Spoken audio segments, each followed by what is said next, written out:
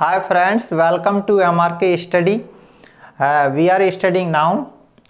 Noun में मैंने कई चीज़ें आपको पढ़ा दी हैं, जैसे उनके काइंड्स हैं तो वो मैंने आपको बता दिए हैं। उसके बाद नाउन चैप्टर में मैंने आपको एक नंबर चैप्टर होता है नाउन में ही, तो नाउन के उस नंबर चैप्टर को पढ़ा रहा था, यानी सिंगुलर से प्लूरल बनाना।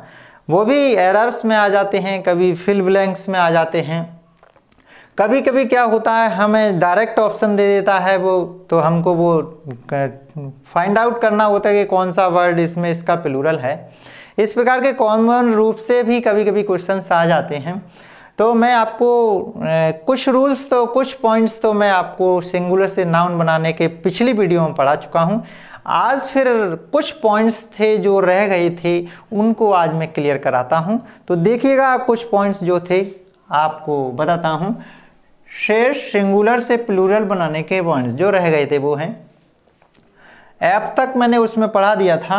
इसमें आ जाए ई नंबर पर CH, SH, S, SS, X और O, यानी कि ये जो वर्ड, ये जो लेटर दिए हैं, इनमें से अगर कोई भी किसी नाउन के पीछे लगा हो तो फिर क्या करना है, तो हमें उस वर्ड का, उस नाउन का जो प्लूरल है उसमें ES लगाकर बनाना है। अब आप देखिएगा, जैसे हमने बेंच ले लिया, CH यहाँ पर आया है, तो हमको क्या करना है कि CH देखकर फिर हमको ES लगा देना है। यहाँ पर SH आया है, इसलिए हमने यहाँ पर ES लगा दिया।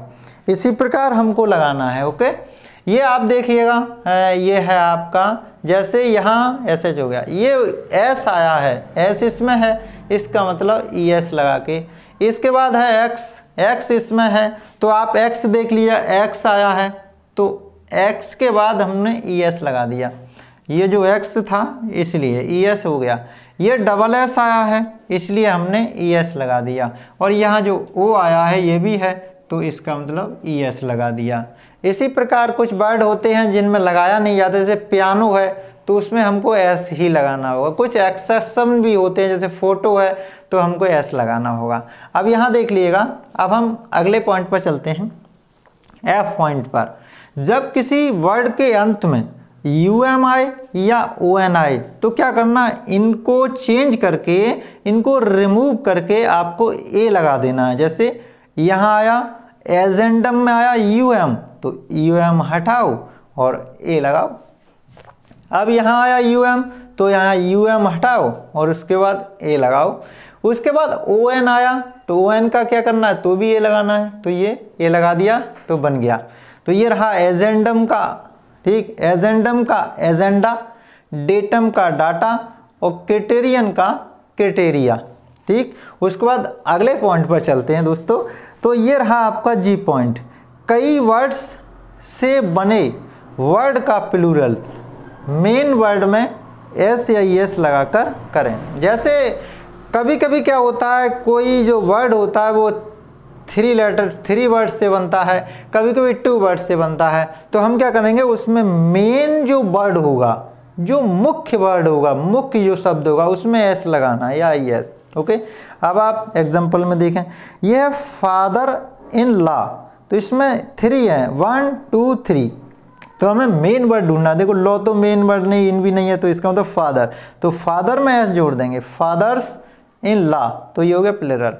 अब आता स्टेप सन, तो इसमें आपका सन मेन वर्ड है, तो सन्स हो गया, यानी स्टेप सन्स। इसमें मेड सर्वेंट, तो सर्वेंट आपका मुख्य वर्ड है, तो इसमें हमने मेड सर्वेंट्स कर दिया।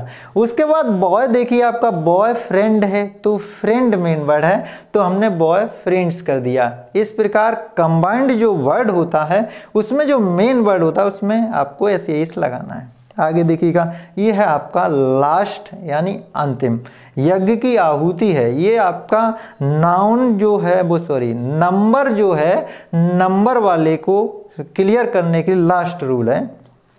लेटर ABCD FG, कोई भी लेटर हो सकता है। नंबर है 1 2 3 4 5 6, कोई भी हो सकता है। तो क्या करना है, उसमें हमें अपोस्ट्रोफी S लगाना है।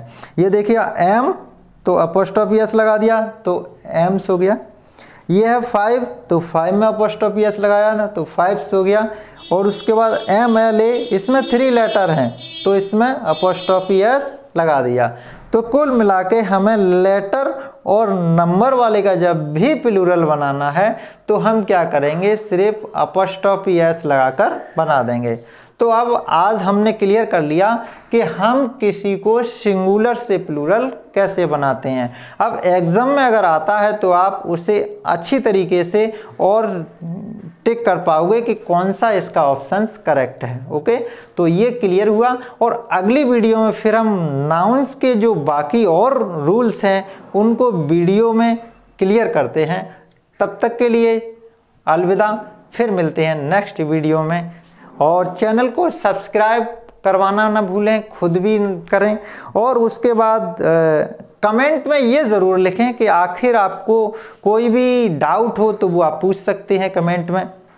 और भी बातें बता दूं, अगर आपको कोई बुक आप स्टडी कर रहे हैं, वहाँ कोई प्रॉब्लम है नंबर बनाने में, जो मैं पढ़ाता जा रहा हूँ उसमें कोई प्रॉब्लम आए तो आप कमेंट में लिख दीजिएगा और उसके बाद मैं उसका जो सॉल्यूशन है वो आप तक पहुँचा दूँगा।